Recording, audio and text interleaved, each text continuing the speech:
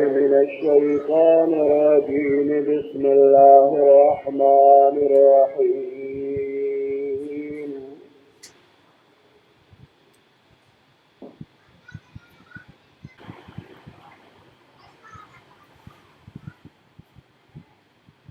يا أيها الناس اعبدوا ربكم الذي خلقكم والذين من قبلكم لعلكم تتقون.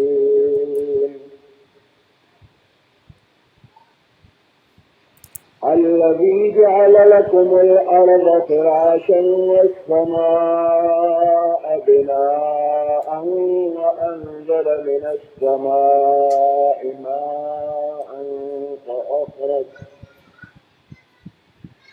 فأخرج به من الثمرات رزقا لكم فلا تجعلوا لله أندادا وأنتم تعلمون.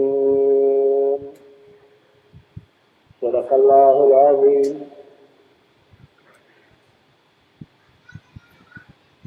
سورة بقرة أول سپارہ یوشتم دویشتم آیات.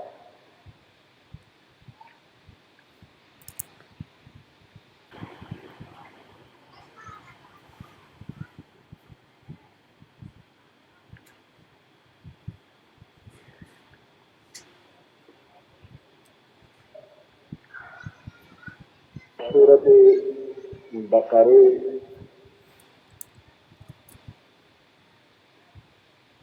اول آیاتونو کې د کرا مؤمنانو حال او صفات الله پاک بیان کړي.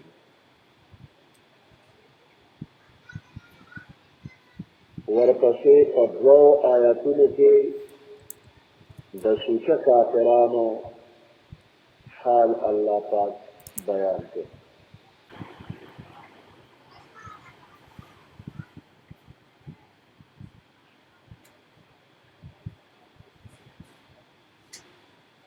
بیا په 14 آیاتونو کې د منافقانو حال بیان شو.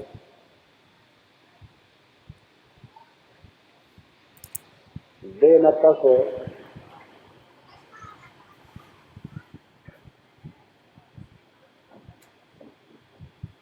آیاتونو کې عام خطاب الله پاک کوي.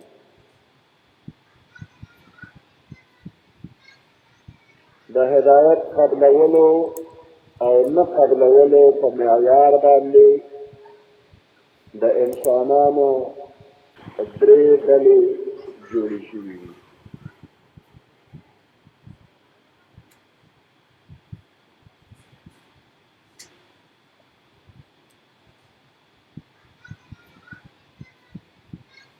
یو کرا مؤمنان، دویم کرا کافران او دریم منافقان. نو درې واړو ته خطاب کیږي په دې آیات کې.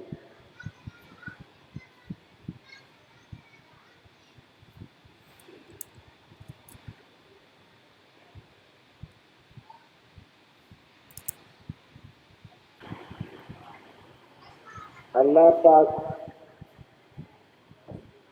دے آیاتونو کې دا توصیه او تمهید په شکل کې خطاب کوي.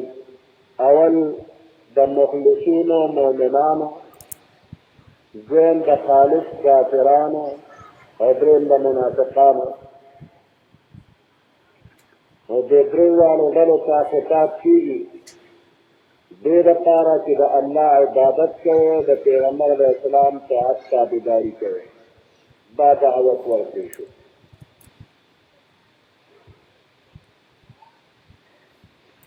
د دې رکوع په دې دوو آیاتونو کې د الله د وحدانیت او د هغه د عبادت اختیارولو دعوه په عقلي دلایلو سره ثابتېدلی شي.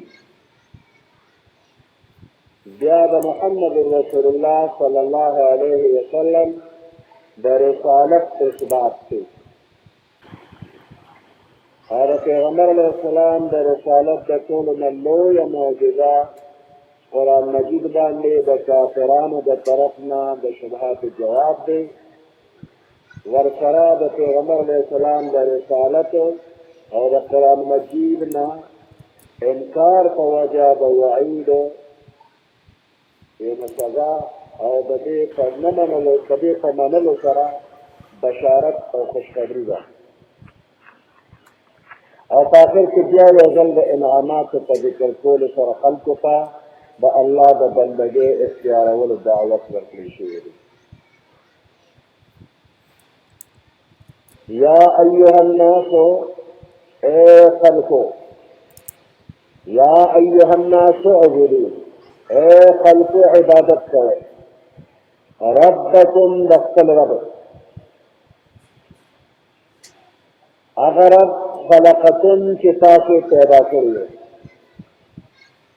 الذي خلقکم هغه رب چې تاسو پیدا کړی دی، والذین من قبلکم او هغه خلک یې پیدا کړي چې ستاسو نه مخکې دي، یعنې ستاسو پلار نیکه یې پیدا کړي، عام مخلوقات یې پیدا کړي. یا ایها الناس چې عبادت وکړه، یعنې خپل پوره طاقت په مکمل فرمانبردارۍ د الله کې خرج کړه او د یری او د لویې د مخه د نافرمانۍ نه ځان وساته. یعنې عبادت وکړه د خپل رب. د الله ګڼ صفتونه دي او په ټولو صفتونو کې دلته کې صفت د رب یې راوړو. دې کې دا حکمت دی چې په دې کې د یوې دعوې سره دلیل راغی. په دې آیات کې دا ښکاره شوې ده چې د عبادت مستحق الله پاک دی. ولې؟ ځکه چې الله د انسان پرورش کوونکی تربیت کوونکی ذات دی. د یو معمولي څاڅکي نه ښکلی ښایسته انسان یې جوړ کړ. د لیدلو طاقت یې ورکړ، سترګې یې ورکړي دي. د اورېدو طاقت یې ورکړ، غوږونه یې ورکړي دي. د سوچ فکر دپاره زړه یې ورکړی دی. بیا د ده د بقا او په دنیا کې د اوسېدو اسباب او وسایل یې پیدا کړي دي. نو بل څوک داسې نشته چې دا ټول ضروریات به ونه پوره کړي. نو د عبادت لایق همدقه الله دی. اوس درې ډلې د انسانانو دي، نو هر یو ډلې ته په دې کې ځان له ځان له طریقه باندې خطاب دی. یا ایها الناس اے خلقو،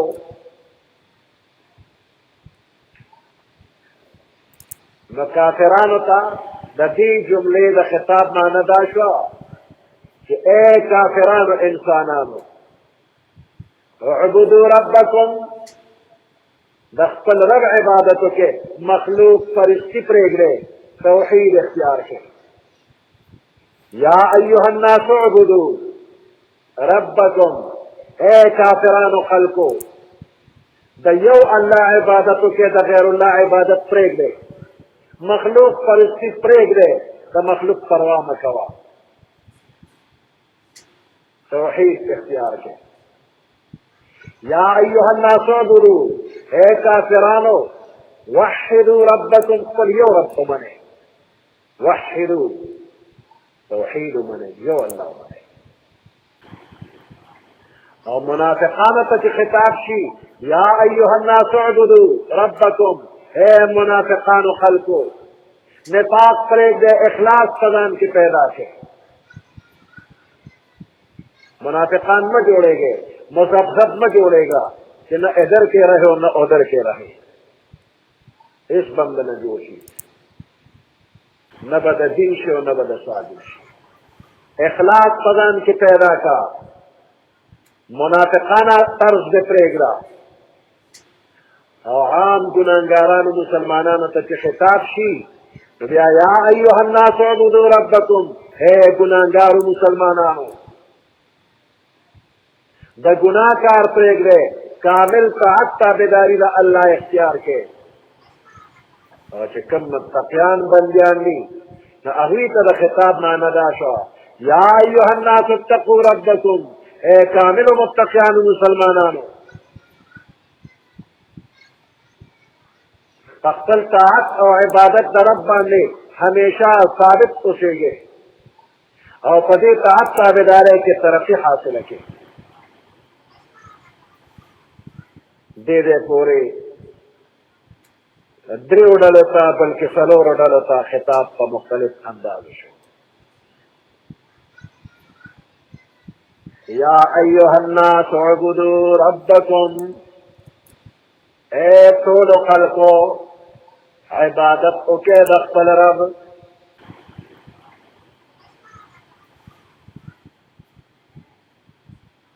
الذي خلقکم، اغا اللہ چې تاسو پیدا کړی، والذین من قبلکم، او اغا خلق پیدا کړی چې تاسو نه مخکې دي. په دې جمله کې الله پاک انسان ته د خپل ځان په باره کې او د خپل پلار نیکه او مشرانو په باره کې دعوت فکر ورکړ چې د خپل ځان متعلق او د خپل مشرانو په باره کې سوچ وکړه. نه ته وې او نه دې مور پلار و، نو ستا وجود نو نو د الله رحمتونه په تا به څرنګې راغلی وي چې ته وینه. نو اول دا نعمت د الله ومنه چې الله د نیش د پردې نه راوویستې، شته یې کړلې، نو چې موجود یې کړي نو بیا در باندې د رحمتونو باران کړی وي. نو اول دنیا ته ستا راتلل دا ځان له یو عظیم نعمت دی. ته نوې الله شته کړي، خلقکم پیدا یې کړي، شته یې کړي، د نیش د پردې نه یې راوویستې او شته یې کړي، د نیس نه یې هست کړي، د عدم نه یې وجود ته راوستې. نو یوازې ته نه، والذین من قبلکم، ستاسو نه مخکې ستاسو پلار نیکه هم پیدا کړي دي. ته پیدا کړلې، یو عظیم نعمت یې درکړ. په دې دنیا کې یو خشته حسین او جمیل شکل یې درکړ، ډېر خشته حسین او جمیل. او بیا دا کائنات یې ستا تابع کړل، نو تم د الله تابع شه. او ته چې د الله تابع کېږي نو په هغه طریقه تابع شه کومه طریقه چې تا ته محمد رسول الله ښوولې ده صلی الله علیه وسلم. د هغه وفادار امتي جوړ شه. نو کی محمد سے وفا تو نے تو ہم تیرے ہیں، یہ جہاں چیز ہے کیا لوح و قلم تیرے ہیں، دا عرص استاری. خود غلام مصطفیٰ جوړ شه صلی الله علیه وسلم. ننګ او غیرت خزان کې را پیدا کا، بے ننګه مه جوړېږه، بے غیرته مه جوړېږه، د خپل محمد رسول الله ننګ وکړه، تابعدار شه. د حسین او جمیل شکل یې درکړ، کائنات یې ستا تابع کړل، دا ټول کائنات یې ستا لپاره مزدوران پیدا کړي. د دې نه د نفع د اخیستو طاقت یې درکړی دی، قوت یې درکړی دی. ته د خپل عقل فکر نه کار واخله او دا دنیا خپله قابو کې راوله. نو دا دومره احسانات یې چې در باندې کړي دي، د کوم ذات چې تا باندې دومره احسانات کړي دي، هغه لایق نه دی چې ته ورله عبادت وکړه. د هغه په مخ کې عاجزي اختیار کا، تذلل اختیار کا، او د هغه د یرې او د عظمت د خاطره د هغه هېڅ قسمه مخالفت او نافرماني مه کوه.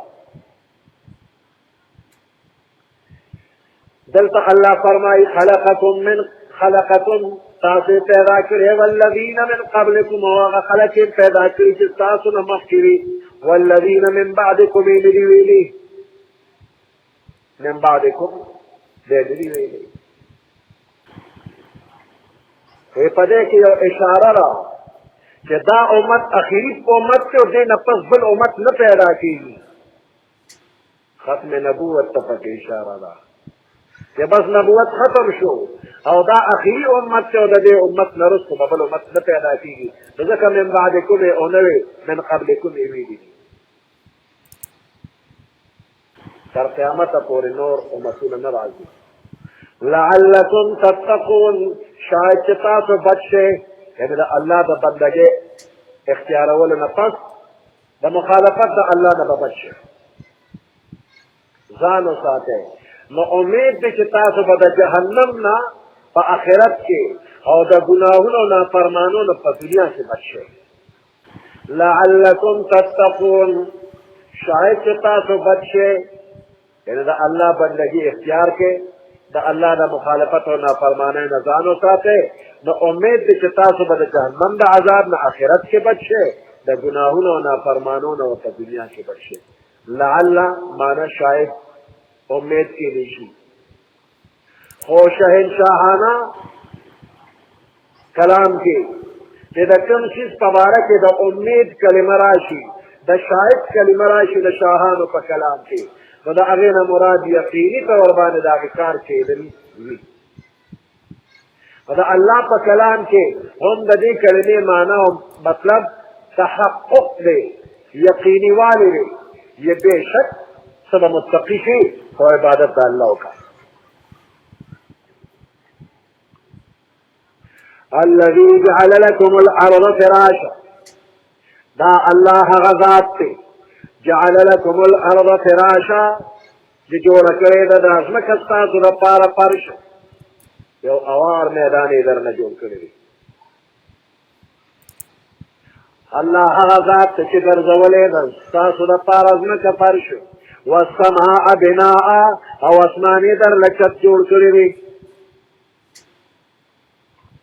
مخکې آیات کې د هغې انعاماتو بیان وشو چې د انسان د ذات سره تعلق ساتي او دې آیات کې د هغې انعاماتو بیان دی چې د انسان غیر چاپېره مخکې وروستو څیزونو سره تعلق ساتي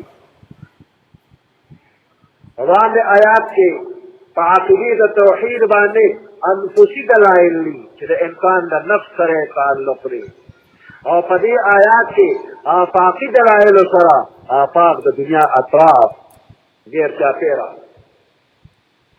د دې آفاقي دلایلو کې د ټولو نه مخکې د ځمکې پیدایش ذکر دی الذي جعل لكم الارض فراشا الله هغه ذات دی چې ګرځولې د تاسو دپاره ځمکه فرش یې درله جوړ کړی دی نه خو د اوبو په شانتې نرمه ده چې ډوبېږي پکې او نه لکه د کاڼي د اوسپنې سخته ده چې د خپل ضرورت دپاره یې کنولی نه شي بلکې د نرمۍ او د سختۍ په منځ کې جوړه ده چې انسان پې قرارې او اوسېدل کولی شي او د خپلو ضروریاتو دپاره استعمالولی شي دا ځمکه اواره تختره فرش دی فراش اوار فرش تختہ ومن خو په سکول کې ویلي چې زمین ګول ہے ځمکه ګول ده نو دې دی که خو خدای ونه وایي چې زمین ګول ہے او په سکول کې ساینس والا وایي چې ځمکه ګول ده هغه ګلوب هم راته په سکول کې وښیي ځمکه دقسې غونډس کې دی نو دې قرآن کې الله وایي اواره تخته ده او سکول کې راته غونډس کې ښولې وي غونډس کې دی ګلوب دی کره ده کره ارض سوال دا و چې ځمکه اواره ده قرآن کې وایي چې الذي جعل لكم الارض فراشا والسماء بناء دا ځمکه فرش دی نو ساینس والا کې ورته ګول او کره او ګلوب وایي. نو د دې سوال جواب دا دی چې ځمکه په ظاهري شکل کې په نظر کې یو اواره تخته ښکاري، پلنه او اوږده په نظر راځي. او د قرآن مجید د بیان طریقه دا ده چې په دې کې د عامو خلکو د سوچ فکر او د عقل خیال ساتلی شوی دی.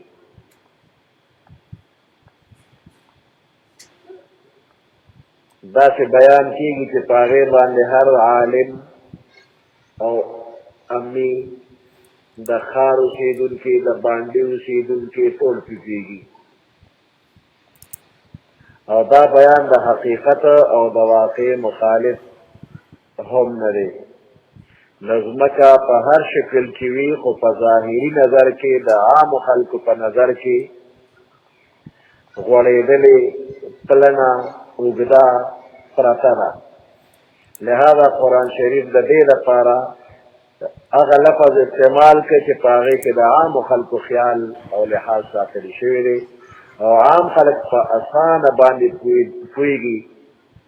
اوس که قرآن ویلی چې زمین گول ہے نو بیا به د عوامو وایي چې دا څنګه ګول ده. نو هسې یو پیچیده مسله جوړېده او پیدا پکې نه وه. نو د عامو خلکو په نظر چې څنګه اواره ښکاري، نو خدای وي اواره تخته ده. الذي جعل لكم الارض فراشا، الله هغه ذات دی چې ځمکې ګرځولې ده ستاسو دپاره فراش فرش، والسماء بناء، اسمان یې ستاسو دپاره چت ګرځولې دی. نو دا دویم دلیل د الله پاک په توحید باندې په دې آیات کې دی چې دا اسمان یې پیدا کړی دی. نو اسمان ته یې چت ویلی دی. نو د قرآن د آیاتونو نه، د پیغمبر علیه السلام د احادیثو نه د اسمان وجود ثابت دی. اسمانونه شته او اوه اسمانونه دي. قرآني آیاتونه او احادیث د پیغمبر علیه السلام په دې دلیل دی چې اوه اسمانونه دي. وانزل من السماء ماء، الله نازل کړي دي من السماء د اسمان د طرف نه ماء اوبه، فاخرج به من الثمرات رزقا لكم، پس رایستلی دي به په دې اوبو باندې من الثمرات میوجات، رزقا لكم روزي ستاسو دپاره. دا پنځم دلیل دی په دې دعوه باندې چې عبادت د یو الله وکړه. الله د اسمان د طرف نه اوبه نازلوي، بیا په دې اوبو باندې قسما قسم میوې، غلې، ګیاګانې رایستل چې هغه د انسانانو او د حیواناتو دپاره روزي او ګیا. نو دا انتظام د باران په ذریعه باندې دا صرف هغه ذات کوي چې هغه یو دی او کامل قدرت والا دی، همدغه ذات د عبادت لایق دی. دغه ذات ستاسو پرورش کوي. نو کوم ذات چې دا دومره لوی نظام د انسان د تربیت او پرورش چلی او د انسان د روزۍ اسباب پیدا کوي او دې انسان ته په دنیا کې د ژوند د لذتونو د مزو لطف او مزه ورکوي، نو همدغه ذات د عبادت لایق دی. ځمکه کې چې دا څومره څیزونه د انسان د پیدې لپاره پیدا کېږي، په دې کې د انسان کسب او عمل لره ډېر کم دخل دی. انسان څوک ځمکه واړوي، ګوډ چاري پکې وکړي، تخم پکې واچوي. اوس دا تخم په دې ځمکه کې محفوظ ساتل دا د زمیندار کار دی که دا د الله؟ بیا په دې ځمکه کې د زرغونې قوت پیدا کول دا د الله کار دی. د دې تخم نه جرړه او تیغې راوتل دا د الله کار دی. بیا دا تیغه بره چې راوختله دا مضبوطول او په دې کې میوه پیدا کول دا د الله کار دی. په دې کې د بل چا څه کار نشته، دا خالص د الله په قدرت باندې کېږي. نو چې د انسان د دې فطري او طبعي تقاضو پوره کول الله کوي. نو انسانه د خپل عقل نه کار واله، فلا تجعلوا لله اندادا، پس مگر ګرځوئ تاسو د الله سره شریکان، وانتم تعلمون، تاسو پوهېږئ حال دا د چې تاسو په دې باندې پوهېږئ چې دا ټول تصرفات بغیر د الله نه بل څوک نشي کولی.